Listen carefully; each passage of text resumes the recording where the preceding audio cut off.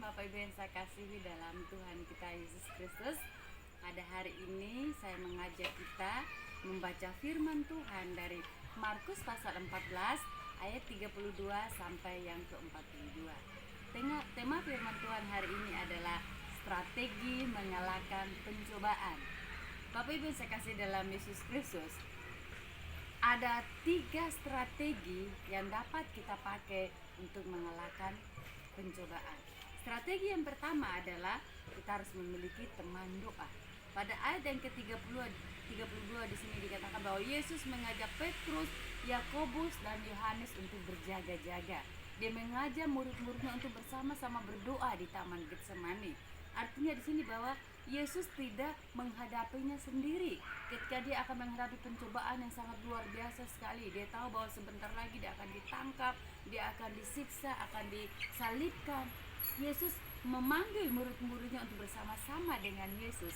Untuk apa? Untuk berdoa.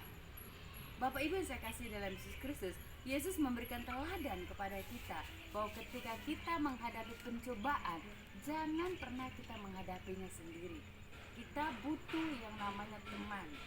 Untuk apa? Untuk saling menguatkan. Jadi ketika kita dalam pencobaan, dalam berbagai macam pergumulan, maka carilah teman untuk sharing, seperti yang diajarkan oleh Yesus. Bapak Ibu yang saya kasih dalam Tuhan kita Yesus Kristus, saya mengajak kita semua ketika Bapak Ibu punya masalah, punya pergumulan, carilah teman untuk berbagi. Carilah teman untuk berbagi pokok doa, untuk saling mendoakan, untuk berbagi pergumulan. Jangan pernah menghadapinya sendiri. Biasanya orang kalau menghadapi sendiri seolah-olah masalah itu serasa berat sekali, sehingga dia bisa mungkin mengambil tindakan yang salah, mungkin dia bisa stres, bisa putus asa, bahkan mungkin bisa bunuh diri. Banyak kalau kita nonton kasus di berita-berita ya, banyak orang mengakhiri hidupnya karena apa? Karena terlilit hutang, karena masalah ekonomi, karena berbagai masalah gitu. Oleh karena itu saya juga mau Bapak Ibu yang saya kasih dalam Yesus Kristus, ketika punya masalah jangan hadapi sendiri. Carilah teman untuk berdoa, teman untuk berbagi cerita gitu. Sebab ketika kita berbagi cerita, maka masalah itu akan menjadi kurang. Itu rahasia yang pertama, strategi yang pertama untuk menghadapi pencobaan.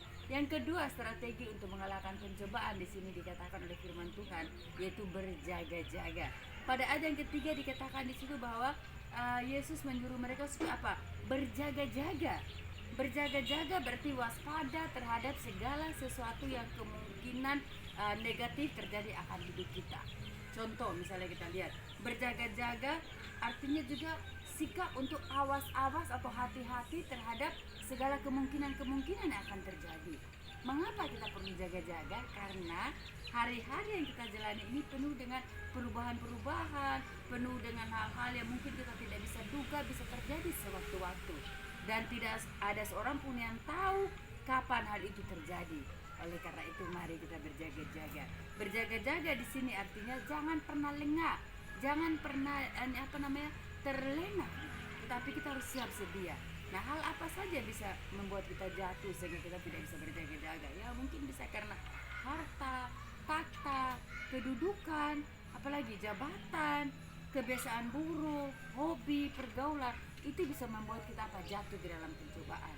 Contoh misalnya orang yang masa lalunya buruk, misalnya latar belakang seorang yang yang dari pemabuk, penjudi gitu. Kalau dia tidak kuat, dia tidak berjaga-jaga, terus tidak mawas diri, maka dia bisa jatuh lagi kepada dosa yang sama. Oleh karena itu perlu yang namanya berjaga-jaga, mawas diri supaya tidak jatuh lagi kepada persoalan yang sama. Nah, Bapak Ibu yang saya kasih dalam Yesus Kristus, pada hari ini saya juga mengajak kita, mari berjaga-jaga. Jangan pernah lengah terhadap situasi yang ada di sekitar kita. Jangan terlena dengan kemewahan, dengan kehidupan yang terasa enak, sehingga kita menjadi lupa diri. Akhirnya membuat kita jatuh di dalam berbagai-bagai pencobaan terhadap hal-hal yang Tuhan tidak senangi. Oleh karena itu berjaga-jagalah. Kenapa? Karena firman Tuhan katakan roh ini penurut, tapi daging lemah. Oleh karena itu jangan biarkan daging menguasai kehidupan kita. Mari berjaga-jaga supaya jangan jatuh ke dalam pencobaan. rahasia yang ketiga atau strategi yang ketiga menghadapi pencobaan adalah di sini firman Tuhan mengatakan kepada kita itu apa? Berdoa sesuai dengan kehendak Tuhan. Di sini firman Tuhan mengajarkan kita pada ayat yang ke-26 dikatakan bahwa kalau boleh cawan ini lalu daripadaku, namun jangan kehendakku yang jadi. Artinya apa? Bahwa Yesus mengajarkan kita bahwa ketika kita berdoa, jangan maksa atau jangan ngotot, karena itu akan berbahaya. Contoh misalnya, orang ngotot pengen supaya terlihat keren beli mobil baru, padahal dia tidak tahu bahwa nanti pengeluaran untuk mobil itu besar gitu, belum apa perawatannya, belum untuk apa bayar setiap bulannya gitu, pajak dan lain sebagainya, tapi dia ngotot pengen beli mobil baru gitu. Akhirnya apa yang terjadi? Hutang, terjadi apa namanya, mungkin pertengkaran dan lain sebagainya. Oleh karena itu jangan ngotot, hiduplah sesuai dengan yang Tuhan kehendaki. Bapak Ibu yang saya kasih dalam Yesus Kristus, begitu juga dengan doa kita. Jika Tuhan belum menjawab doa kita gitu, jangan memaksa gitu. Kenapa? Karena kehendak Tuhan bukan kehendak kita gitu. Artinya apa? Bahwa kehendak Tuhan itu harus apa? Seiring berjalan dengan kehendak kita juga. Jangan sampai kehendak kita melampaui apa yang Tuhan kehendaki, sehingga kita menjadi ngotot. Akhirnya apa? Kita jatuh dalam pencobaan. Contoh misalnya, orang itu sudah tahu dia tidak apa kuat di dalam menghadapi pencobaan. Misalnya dia dulu awalnya seorang perokok, terus dia bergaul terus dengan teman yang perokok. Bisa nggak dia jatuh dalam dosa yang sama? Bisa, karena dia tidak berjaga-jaga. Akhirnya apa? Bisa jatuh lagi kepada dosa yang sama.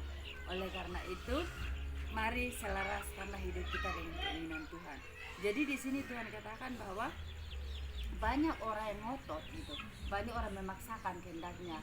Karena apa? Karena keinginannya sendiri. Akhirnya apa? Dia jatuh ke dalam pencobaan. Dia jatuh. Contoh begini, orang iseng-iseng, udah nggak apa-apa saya pacaran sama dia, nanti suatu saat dia akan ini apa ngikut saya. Dia sudah tahu berbeda sama dia gitu, baik berbeda apa latar belakang, berbeda keyakinan dan sebagainya, tapi ngotot maksa gitu. Akhirnya apa yang terjadi? Betul, itu menjauhkan dia daripada Tuhan. Padahal Tuhan bilang apa? Jangan.